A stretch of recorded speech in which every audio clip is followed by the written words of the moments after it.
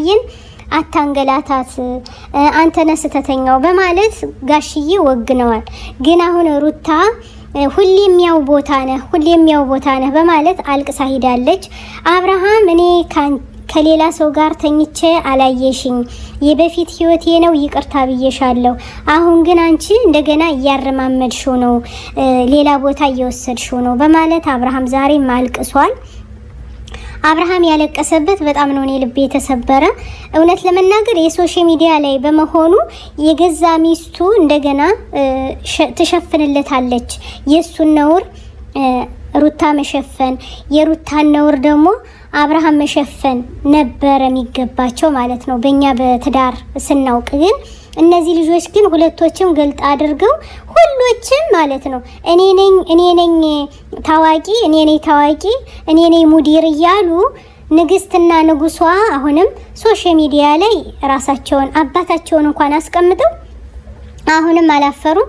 አንተ ነህ አንቺ ነሽ እየተባባሉ መልስ ይመላለሳሉ። እንግዲህ ጋሽዬን ከቡታጅራ አመጣው ማለት ነው። አይገርማችሁም? እና የጋሽዬ ልጆች እንግዲህ ሰውን እያባዘቱ ይገኛሉ። ደግ አደረጋችሁ ነው መል ሄዱበት የጀግና ልጅ ጀግና። እንግዲህ አብርሃም እያለቀሰ ይገኛል። እውነት ለመናገር ጥፋቱን አውቋል። ሩታም ጥፋቷን አውቃለች። ለምን አለቀሰች? ተሸሽጋ ከመቀመጥ ሐኪም ቤት ከመግባት አብርሃም ነግሯታል። ይቅርታ ብያለሁ እያለ ነው። ግን አሁንም ይቅርታውን ልትቀበል አልቻለችም። ትተናችሁ እንሂድ ብለው ጋሽዬ እንኳን ትተዋቸው ከመዝናኛው ላይ ሲሄዱ ሊነጋገሩ አልቻሉም። ሲገናኙ መላቀስ ነው፣ ሲለያዩ ደግሞ እሪምቧ ነው። ለመሰላችሁ ጋሽዬ ብለዋል ስለሚዋደዱ ነው። ስለዚህ አሁንም እንተዋቸው፣ ራሳቸው ይስማሙ። ሀይሚዬና ቡርኬ እንግዲህ ሀይሚዬ የፈቀደችለት ለዳኒኤል ነው። አፈቅራለሁ ወድሃለሁ ማለቷ ነው ወይስ ቡርኬን ለማስለቀስ ነው? ቡርኬ 2 ቀኑ ሞባይሉን ዘግቶ የት እንደሄደ አይታወቅም። ዳኒኤል እየተረማመደባት ይገኛል። እንዲሁም ይገርማችሁ ዳይመንድ አንገቷ ላይ አስሮላታል፣ እንደ ኳስ እየተጠመጠመነች ማለት ነው። አጭር ሰው ልባም ነው ብያችኋለሁ በፊት። አጭር ሰው ጎበዝ ነው። እንግዲህ ቀስ ብሎ ሸከክ ብሎ ገብቶ ሀይሚዬን ወሰዳት። ማን ነው? ዳኒኤል ማለት ነው። እንግዲህ እየተረማመዱ ያሉ ሱሱን አልፈልጋትም አንቺን ነው የምፈልግሽ ብሎ እቅፍ አድርጓታል። አያችሁ አይደል ስንዋረድ። እንግዲህ ሀይሚዬ አዋርዳናለች። ቡርኬ አላየም። ቡርኬ የጠፋበት ምክንያት ምንድነው? እያለቀሰ ይገኛል። ጠፍቷል። ሞባይሉንም ዘግቶ ነው የጠፋው። ግን እውነት ለመናገር በጣም በሚያስለቅስ በሚያሳዝን ሁኔታ ማለት ነው ቡርኬን እዚህ ደረጃ ሱሱና ዳኒኤል እዚህ ደረጃ ያደርሱታል ብለን ሀሳብ የለንም ነበር። እውነት ለመናገር እንግዲህ ቡርኬ ማበር አይሆንለትም። ወድሻለሁ አፈቅርሻለሁ ለማለት በቃ ከተራራ ላይ መውጣት ነው የሚመስለው። ግን እኮ ሀይሚዬን ይወዳታል፣ እማዬ ይወዳታል። ግን የሚገርማችሁ ነገር ወድሻለሁ አፈቅርሻለሁ ብሎ ማለት አይችልም። ለምን እንደሆነ አይገባኝም። አሁን ግን ተነጥቋል። ሲነጠቅ እንግዲህ ዛሬ ተረማምዶ ቀስ ብሎ ሾከክ ብሎ ገብቶላችኋል። የጨረቃ ቤተሰቦች እያበዱ ይገኛሉ።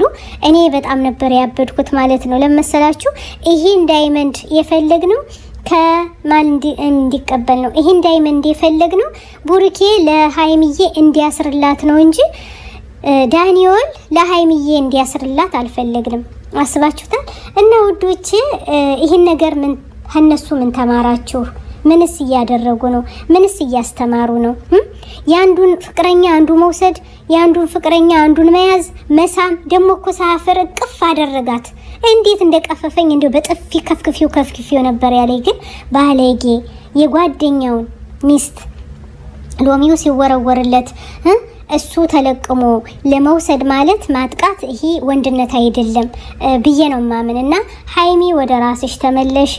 ሀይሚዬ ባክሽ ተመለሽና ወደ ራስሽ ተመልሰሽ ቡርኬ ወዳለበት ተመልሰሽ ፈልጊ እላለሁኝ። እውነት ለመናገር እንግዲህ ሩታዬ ዛሬም እያለቀሰች ነው፣ ብሷታል። አብርሃምም የልቡን ተናግሯል። እኔ ከሴት ላይ ሂጄ ተኝቼ አላገኘሽኝም፣ እየሰከርሁ መጥቼ ሌሊት ላይ አላስቸገርሁሽም ስለዚህ ከኔ ላይ ምንድነው ጥፋቱ? ዛሬ ጥፋቱን ማወቅ አለብኝ በማለት ጨክኖ ሲይዛት ሩታ እያለቀሰች ትገኛለች። እውነት ለመናገር ሁሎችም ተበዳይ ናቸው ነው የምልህ ወይስ ሩታ ለምን ጥላ ሄደች? ቤቷን ለምን ጥላለት ነው የምትወጣው? ሲቀጥል ደግሞ ሩታ አትውጭ ብሏታል። ሁለተኛ ደግሞ ሩታ እርጉዝ ናት። እርጉዝ ሰው እኮ ቤቱን ጥሎ አይሄድም። አስባችሁታል?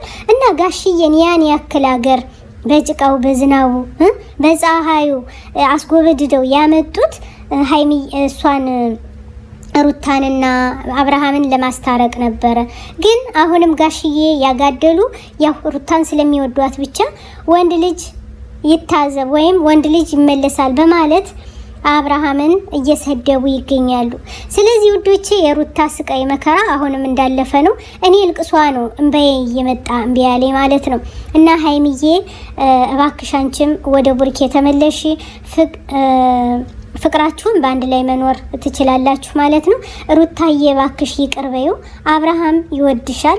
አብርሃም አሁንም እውነቱን እየተናገረ ነው። እውነቴን ለመናገር በጣም እግራኔ ይገባል። እንደወደዳችሁት ተስፋ አደርጋለሁ። እባካችሁ ሸር ላይክ እያደረጉ ቤተሰብ ይሆኑ።